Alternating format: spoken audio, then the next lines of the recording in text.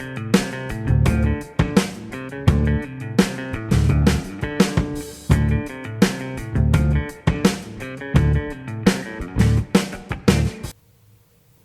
what's up, everybody? I'm going to do a classic rock reaction. This is a triple shot covering the artists Emerson, Lake, and Palmer. And what I'm going to do, man, is I'm going to do one track followed by a short little read, some background info of the track, and then move on to the other one. But I'm not going to talk for too long in between because the video might end up being too long, man. I want to keep it down to just one video. So a triple shot of Emerson, Lake, and Palmer. And I'm going to be playing Carn Evil 9, Part 1, Impression Number 2, then followed by From the Beginning, and then followed by Lucky Man. So in that order. Grab my phones.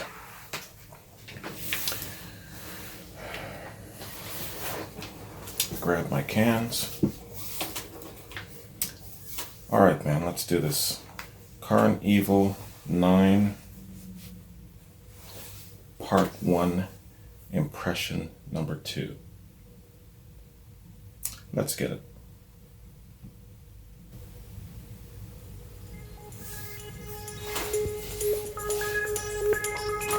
Welcome back, my friends, to the show that never ends. We're so glad you could attend. Come inside, come inside. There behind the glass stands a real blade of grass. Be careful as you pass. Move along, move along. Come inside, the show's about to start. Guaranteed to blow your head apart. Rest assured, you'll get your money's worth. Really show it happened how right. You gotta see the show. It's a dynamo. You gotta see the show. It's rock and roll. Oh, right before your eyes, people laugh up from the skies, and he laughs until he cries, and he dies, and he dies. Come inside, the show's about to start. Guaranteed to blow your head apart. You gotta see the show. It's a dynamo. You gotta see the show. It's rock and roll.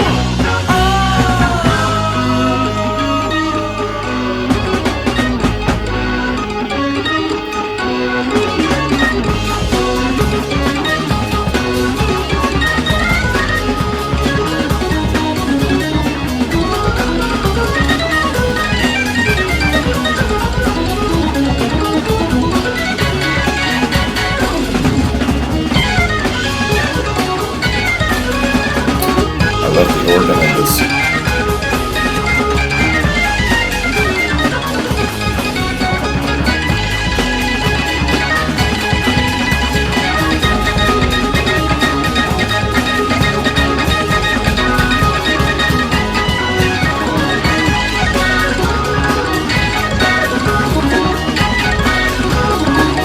I gotta get that hammer.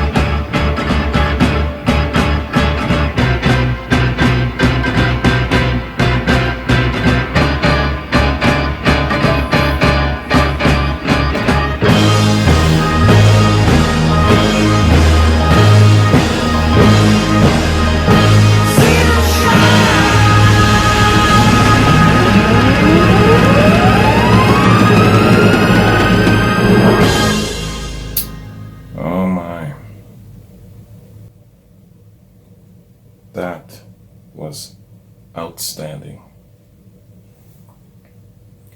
Yeah, that is the one word to describe that, man. That was outstanding. Fantastic. Oh man.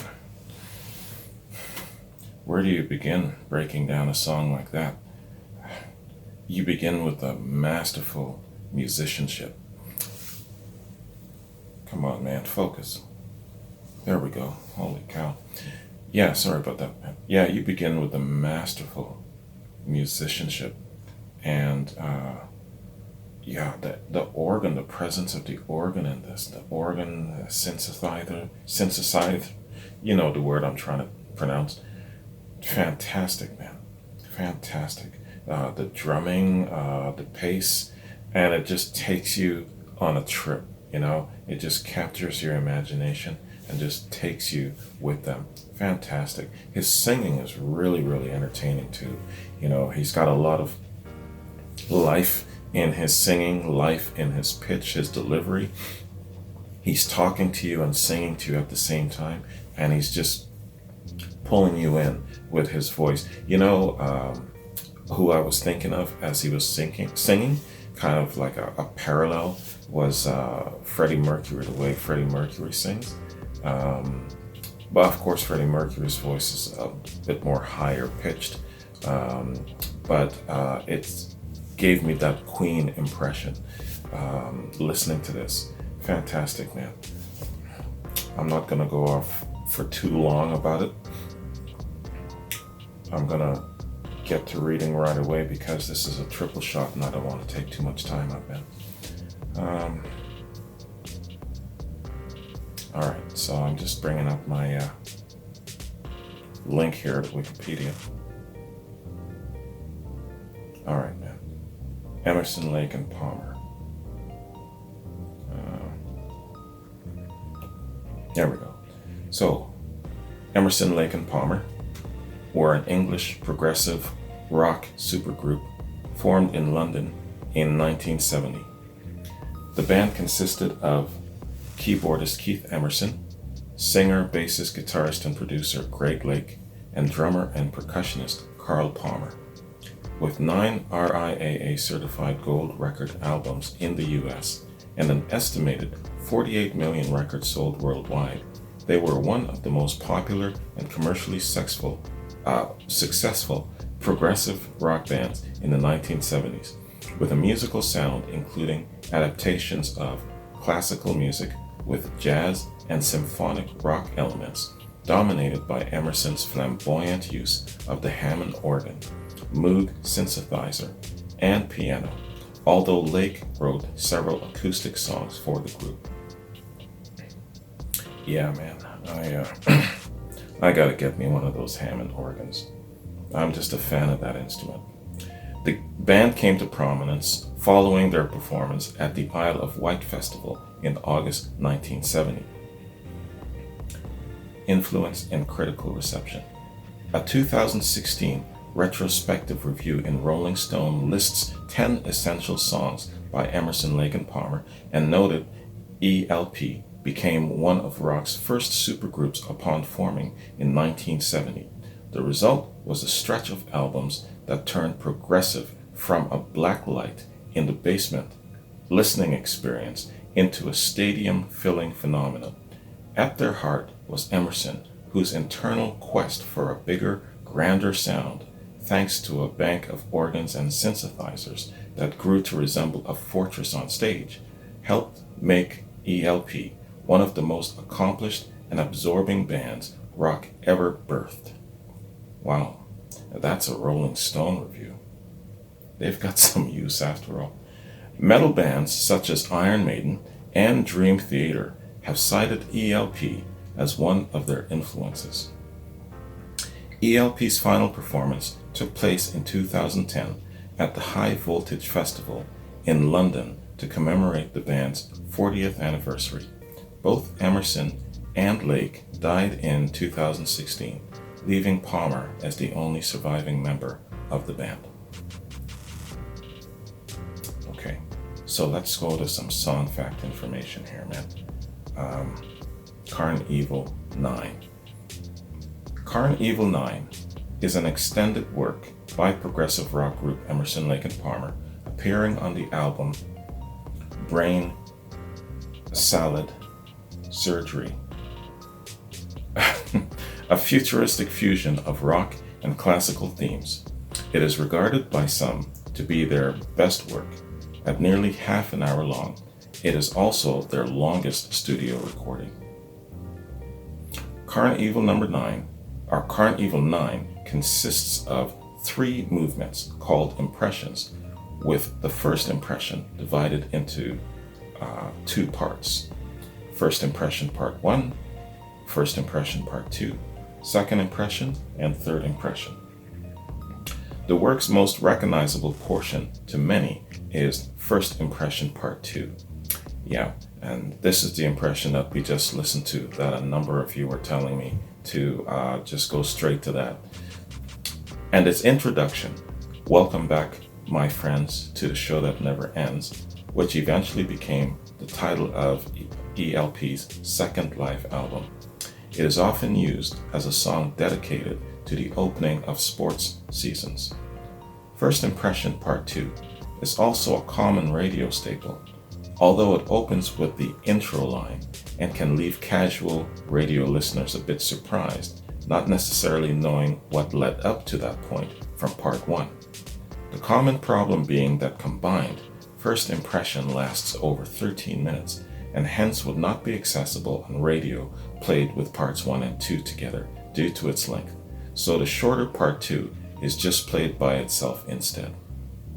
Okay, makes sense. So now you know what we got to do, right? We got to go and find part 1 and part 3. All right, from the beginning. Okay, so yeah, that was song fact information for Carnival 9, and the next track will be from the beginning, so I'm going to hold off from that. So let's get on to the next track, man, being from the beginning. Emerson, Lake and Palmer, From the Beginning. Let's get it.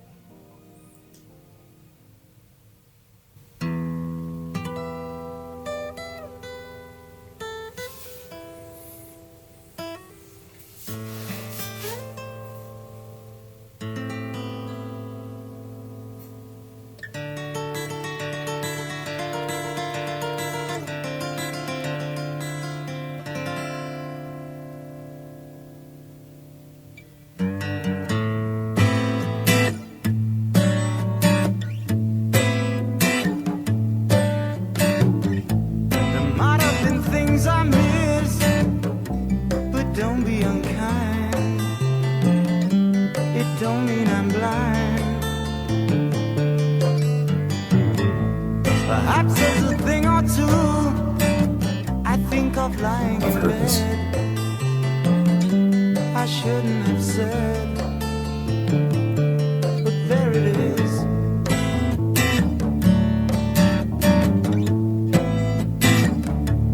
You see, it's all clear. You are meant to be here.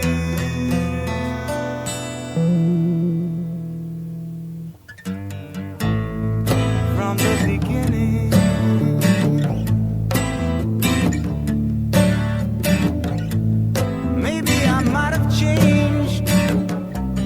Not been so cruel, not being such a fool. Whatever was done is done. I just can't recall. It doesn't matter at all.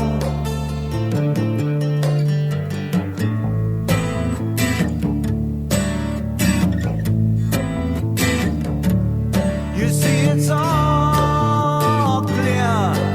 You are meant to be here.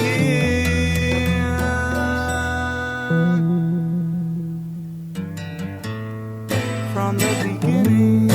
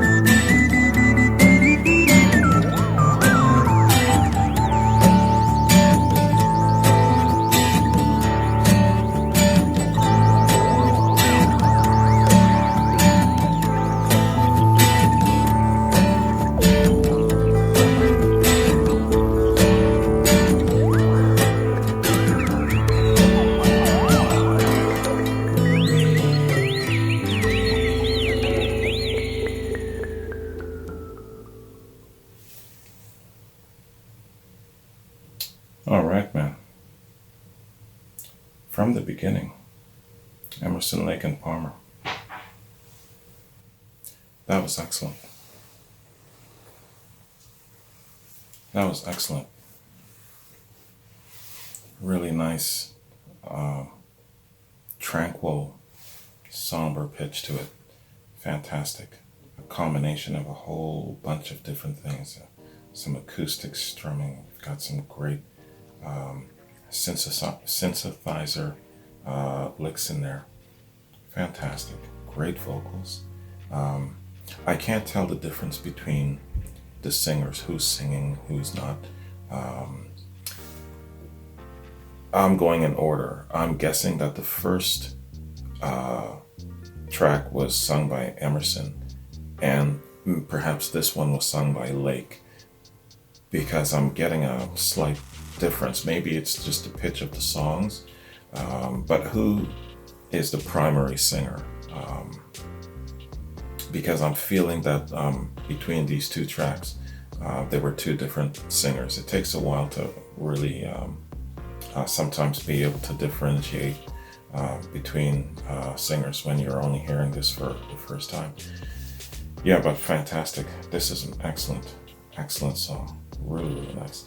Feels like it should have been a little longer, you know. So let's go to some song facts here, man. From the beginning. Okay, there we go. From the Beginning. From the Beginning is a song written by Greg Lake. It was released on their 1972 album Trilogy.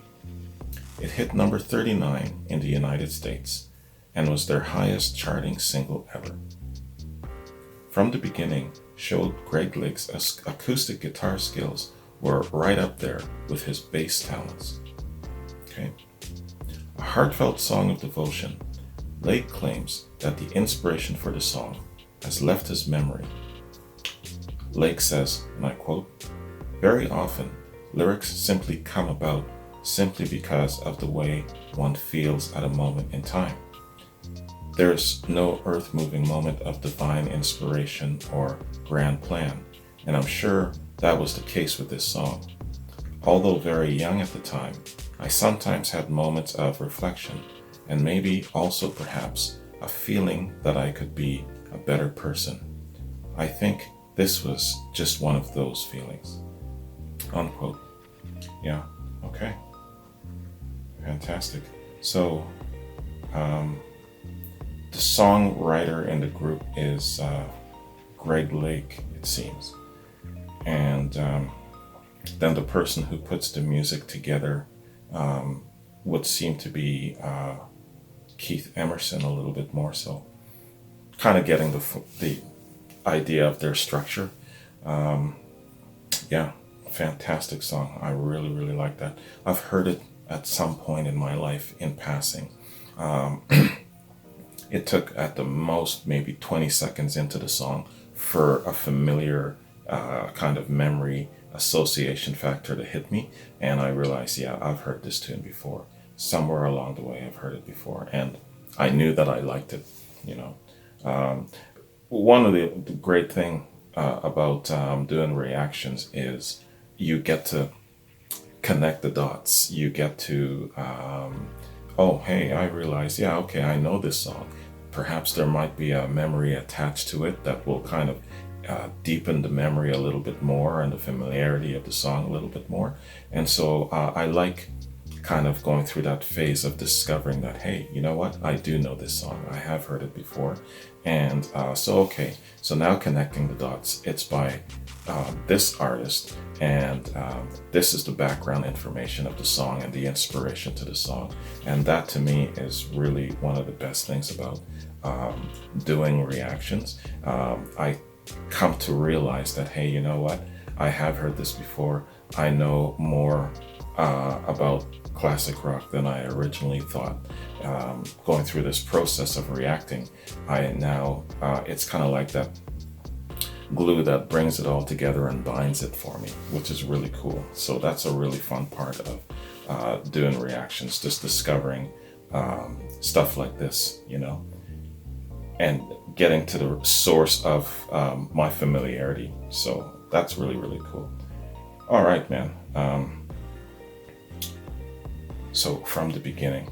All right, so let's go on to our final track, that being Lucky Man. Emerson, Lake and Palmer, Lucky Man. Let's get it.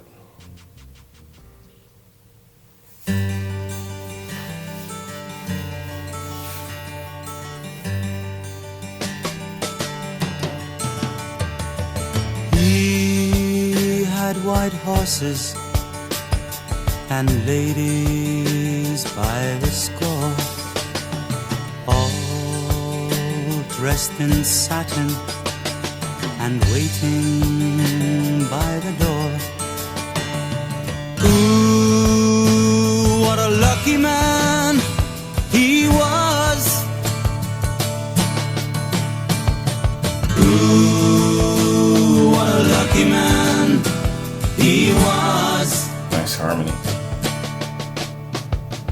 White lace and feathers, they made up his bed. A gold-covered mattress on which he was led. Ooh, what a lucky man he was. Ooh, what a lucky man he was.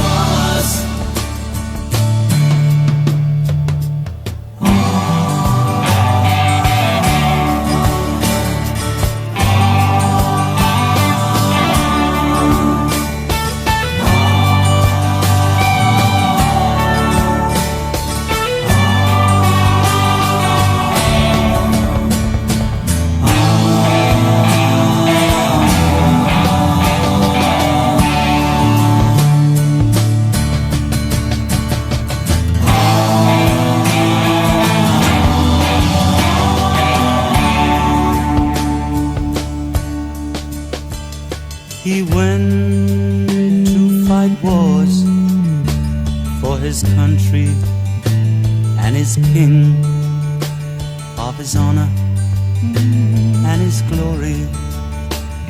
The people would sing. Ooh, what a lucky man he was. Ooh, what a lucky man he was. A bullet had found him. His blood ran as he cried. No money could save him, so he lay down and he died. Ooh, what a lucky man he was. Ooh, what a lucky man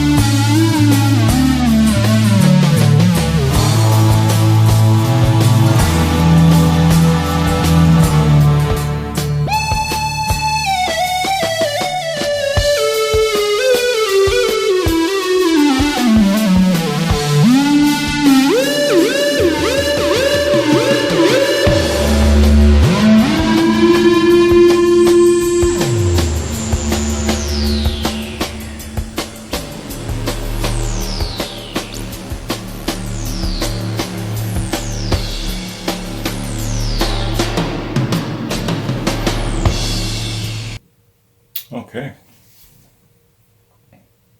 That was Lucky Man, Emerson, Lake and Palmer.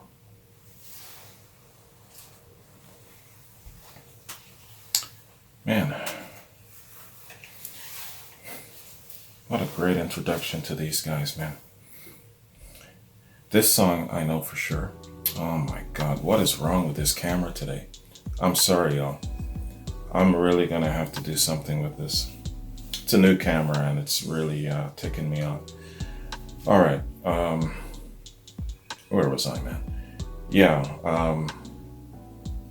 I really dig their sound. Their sound is just excellent, and their harmony in this song was really, really good. I imagine that it sounds to me that it's more than just three harmonizing. I could be wrong, but yeah, I know this song, of course. And now finally I'm getting the gist of it, being that it's about someone, a gent who had everything, but based on his honor, he went off to fight. He didn't use his wealth and influence to get out of going to fight a war for his country, and unfortunately, he died. You know, so it's a sad ending. So I finally got the gist of the whole song. I've heard the song before, in parts, and of course, you know, the chorus. The harmony of the chorus is very familiar, and it'll stay in your memory banks. But now getting the whole gist of the song, the whole length of the song, really opens it up and expands it for me. Excellent, fantastic, man. Let's see. Let's go to song facts. Get some info on this one. The drumming in this, by the way, is really excellent. That would be Palmer. What's Palmer's first name? Carl Palmer. Okay, man. Yeah, so Lucky Man. Lucky Man is a song by English rock group Emerson, Lake and Palmer, from the group's 1970 self-titled debut album. Written by Greg Lake when he was 12 years old, and recorded by the trio using improvised arrangements, the song contains one of rock music's earliest instances of a Moog synthesizer. Lucky Man was released as a single in 1970 and reached the top 20 in the Netherlands. The song also charted in the United States and Canada. The single was re-released in 1973 and charted again in the US and Canada. Man, my neighbors are loud as hell today. Okay, arguably Emerson, Lake and Palmer's best known song, this almost did not happen under contract requirement of 21 minutes per album side. Greg Lake explained, quote, "Everybody looked around the studio. Has anyone got any more material?" And there was deadly silence. So I said, "Well, I've got this little thing I wrote when I was a kid." So Keith said, "Well, let's have a listen." So I played it, and nobody liked it. Keith said, "Well, you recorded on your own, and I'm going to go down to the pub." So off he went. So Carl Palmer and I, we recorded the first part together, just drums and acoustic guitar, and it sounded pretty dreadful. But then I put bass on it, then some more guitars, and an electric guitar solo. Then I added harmonies. In the end, it sounded pretty good. It sounded like a record. The end of this song contains one of the most famous Moog synthesizer solos in rock history. Keith came back from the pub, and he heard it and was shocked, said Lake. And so he said, "Wow, I suppose I'd better play on that." I've just had this gadget delivered. It's called a Moog synthesizer. Maybe there's a sound on there that would work on this. So I said, okay, why don't we give it a try? And the rest was history. Okay. It's a funny story of how the song came into being. Wow, the lad was 12 years old, man. You talk about having the knack and the talent already ingrained in you from a very, very early age. You know, I hear stories about some of these people who have this gift, this orientation factor from the time they come out of the womb. Immediately, I'm thinking of talent in general, like Tiger Woods. He was literally golfing, I think, from the age of 3. Wayne Gretzky and his brother Keith, I believe, they also were really, really young when they got inclined to playing hockey. So a lot of these very, very talented people start from when they were really, really young. There was a story about Jimmy Page. I think his family moved and there was an old guitar that the previous tenants left behind. And so he picked it up and it was like an immediate thing. He got so into it that his teachers would take it away from him so that he could focus on his studies. So a lot of these people just already have that orientation needle spiked, and they come into the world already conditioned and almost predestined to do what they do. And definitely Greg Lake at 12 years old writing something like this, I tell you. And yeah, so it said that this is arguably one of their best pieces of work. So that really goes to show, you know, some people just have the gift, man, you know. Okay. Yeah, these 3 songs, like I said before, I have a familiarity with all 3 of them. I've heard all 3 of them before. Emerson, Lake and Palmer, if you were to say to me, Emerson, Lake and Palmer, name a song. Before today, I wouldn't have been able to come up with a single one. But now, going through this process, I realize, yeah, okay, I do know these 3 songs, and they're fantastic. I've heard them in the past, man. And yeah, discovering, going through this process of discovering is one of those things that I really enjoy the hell out of, you know. So I'm definitely going to do more Emerson, Lake and Palmer reactions down the road. It's funny enough, like the beginning of December, all of a sudden, out of nowhere, there were so many requests for Emerson, Lake and Palmer. I can't explain why. So I know that the 2 members, Emerson and Lake, passed in 2016. Maybe there was, I don't know, a re-release of something, but I'm wondering what it is that kind of spurred such a big number of requests for an Emerson, Lake and Palmer reaction just out of nowhere all of a sudden. Let me know if there's something that recently happened publicly, socially, that kind of maybe redirected the public's attention to Emerson, Lake and Palmer that I don't know of. I'm just trying to figure out how come all of a sudden there was such a big demand for a reaction to them.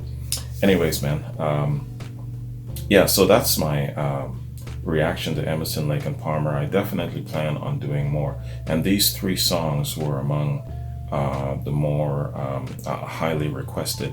There was a number of them. I would say definitely if I was to put them all together, I would probably come out with a top 10 just based on the requests that I got. But of course, you know, I'm gonna have to stretch that out in a couple of future reactions, man. So let me just go down to my notes real quick and just see what I've got going on here. Yeah, I'm gonna do more Emerson, Lake, and Palmer reactions down the road. So please let me know what you'd recommend for me to check out and listen to. Okay, what I've got coming up. I've got individual Women of Rock reactions coming up. Now, the artist of the month is Fleetwood Mac, and I did a reaction to Fleetwood Mac the other day, and they have a couple of different lineups. So I'm starting chronologically, going back to what I'm calling the Peter Green years, from their bluesy rock beginnings, and then progressing towards their more popular lineup being with Stevie Nicks and Christine McVie. So the Women of Rock series, I'm going to kill two birds with one stone. I'm going to do an individual Women of Rock series featuring each lady. And then, of course, I'm going to continue with my Fleetwood Mac reactions in general, chronologically. So you're going to get a lot of Fleetwood Mac this month. I'm also going to do my third installment of my Canadian Rocker series. And according to my friend John's list, Triumph is third on that list. So the band Triumph is going to be featured. So that'll be within the next week. As well, I'm going to be doing a reaction to The Wall, Pink Floyd's The Wall, the whole album. So that's pretty much what I've got in the shoot for the next week or two, man. And yeah, that's it for my note. So thanks very much for joining me. Apologies about my camera. I'm going to do something about it for sure. And take care, have a good day, and I'll catch you in my next reaction. Peace.